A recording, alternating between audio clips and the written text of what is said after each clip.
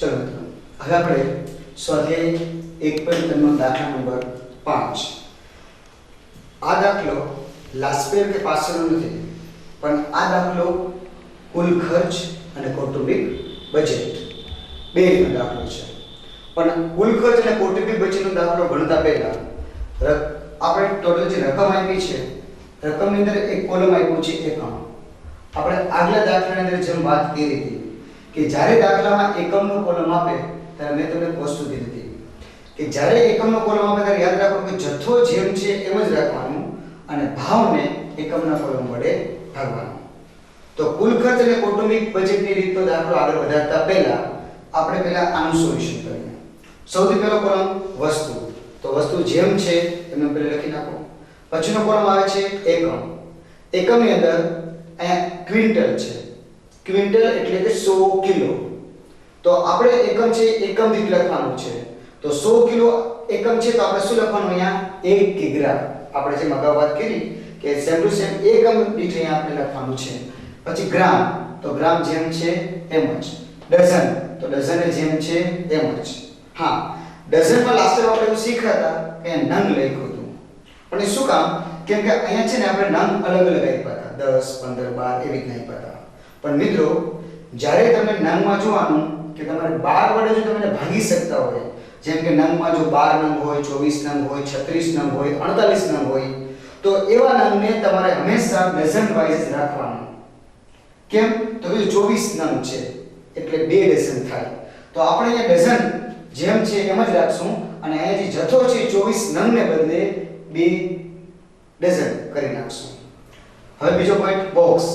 તો એક બોક્સ બરાબર 50 નંગ, જે તમને દાખલામાં સૂચના આપેલ છે કે એક બોક્સ બરાબર 50 નંગ. તો બોક્સ છે આપણે કેમાં લખશું? નંગમાં. પછી આવે છે ટીન.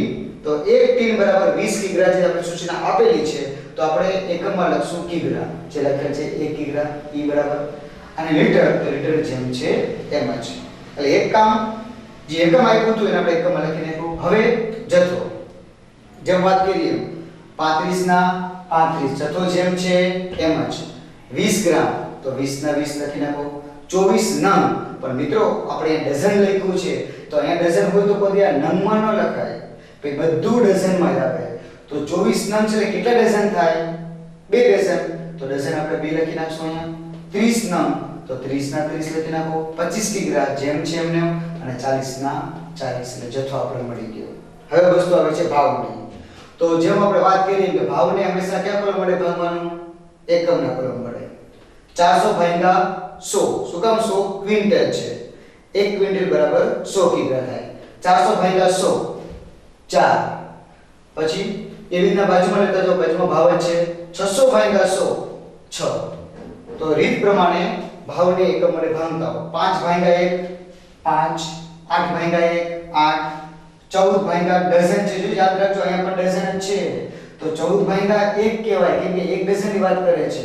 તો 14 ભાગ્યા 1 14, 21 ભાગ્યા 1 21. પછી 250 ભાગ્યા બોક્સ. બોક્સ એટલે x બોક્સ બરાબર કેટલા રન થાય છે? 50 નંગ. તો આપણે 250 ભાગ્યા 50 કરશું એટલે જવાબ આવશે 5. એમ 300 છે, 300 ભાગ્યા પણ શું કરવાના?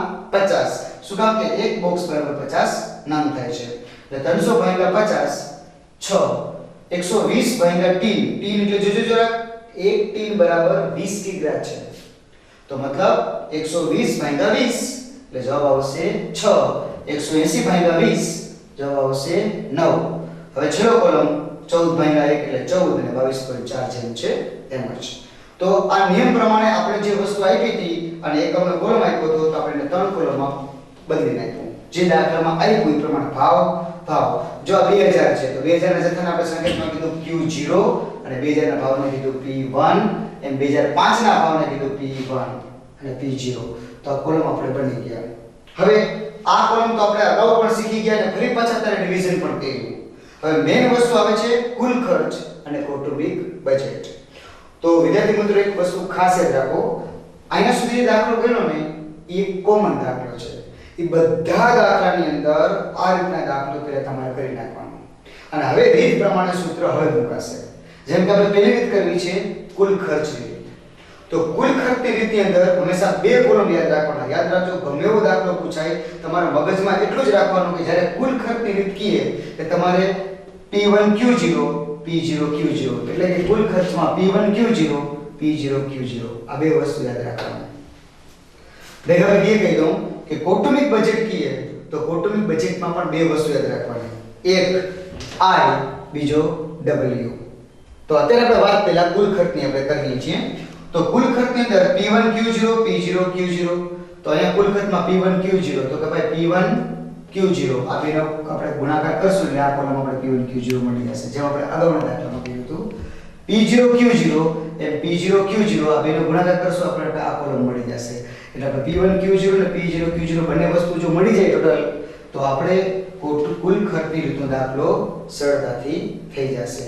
જેમ કે P1Q0 17 તો અહીંયા 17 ના છેદમાં 11 28 P0Q0 11 28 છેદમાં 11 28 ગુણ્યા 100 જવાબ આવશે 151.9.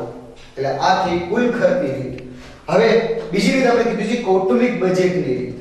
તો કૌટુંબિક બજેટની રીત કેમ યાદ રાખવાની? IW. જો યાદ રાખજો કુલ ખર્ચ P1Q0 P0Q0 કૌટુંબિક બજેટ IW. I નું સૂત્ર જૂનું પુરાણું P1 ના છેદમાં P0 ગુણ્યા 100. તો આપણી પાસે અહીંયા P1 છે અને P0 છે. તો સૂત્ર પ્રમાણે P1 ના છેદમાં P0 ગુણ્યા 100 તો P1 6 ના છેદમાં 4 ગુણ્યા 100 બરાબર 150. 8 ના છેદમાં 5 ગુણ્યા 100 160. 21 ના છેદમાં 14 ગુણ્યા 100 150. આ રીતના આપણે મળી જશે I. બીજો કોલમ આવે છે W. W બરાબર P0Q0 તો આપણી પાસે ઓલરેડી P0Q0 તો છે જ. આ રહ્યું P0Q0.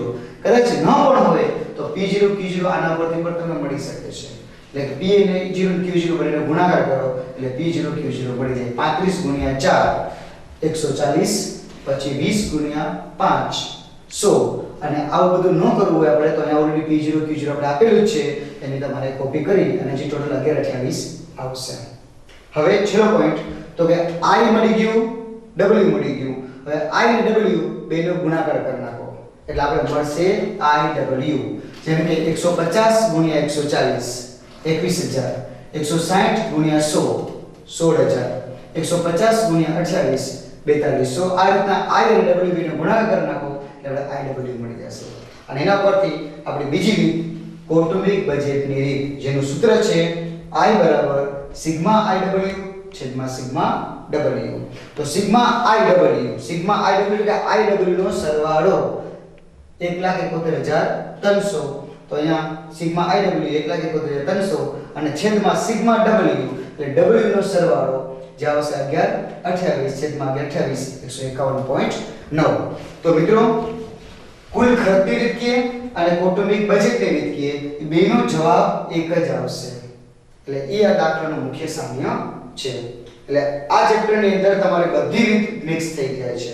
જેમ કે આ રીતની અંદર આપણે જેમ મેં કીધું કે P1Q0 P0Q0 આવી જાય તો આના પરથી લાસ્ટ યર પાસે ફીચર ગોતી શકાય. કૌટુંબિક ખર્ચ કીએ તો સૂત્ર આવશે, કુલ ખર્ચ કીએ તો સૂત્ર આવશે. એટલે મુખ્ય મેથડ એ છે કે આપણે કોઈ પણ રીત કીએ સૂત્ર આવડવા જોઈએ. તો અહીંયા આપણે આ બે રીત અહીંયા કમ્પ્લીટ